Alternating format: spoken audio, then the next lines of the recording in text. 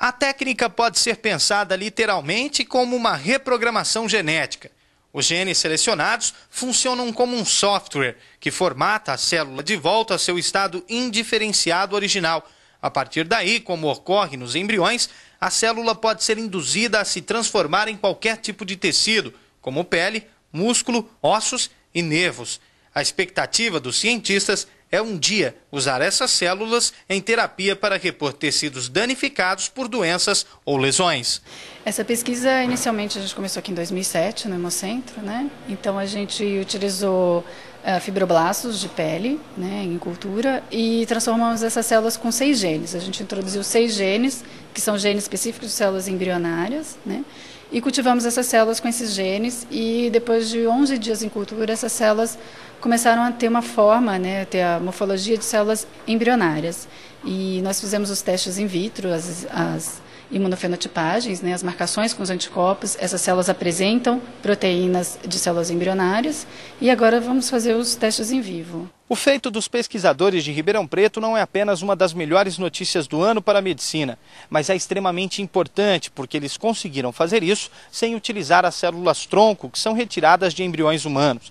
E com isso, podem ter encontrado a solução para o problema ético das pesquisas com células embrionárias. Essas células induzidas, elas são células semelhantes às embrionárias em termos da potência, mas não são células embrionárias.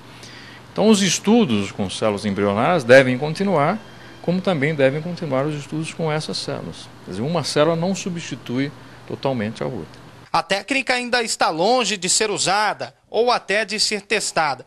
Clinicamente, as células produzidas pelos cientistas, chamadas de células-tronco pluripotentes induzidas, são muito semelhantes, mas não idênticas, às células-tronco embrionárias de fato. Testes confirmam que elas têm potencial para formar qualquer tecido, mas pouco se sabe ainda sobre o seu comportamento. O próximo passo agora é testar em animais para depois saber o resultado positivo ou negativo das pesquisas. Essas células, elas têm a vantagem de substituir qualquer célula do organismo. Mas quando elas são injetadas, né, na sua forma natural, elas também podem produzir o aparecimento de tumores. Então, antes que elas sejam usadas, né, na clínica, nós precisamos garantir que elas não vão causar malefícios aos doentes. O primeiro teste com o camundongo é injetar essas células no camundongo e essas células embrionárias, elas têm uma característica que é desenvolver tumores, são teratomas. Então a gente espera que essa nossa célula também desenvolva teratomas, né?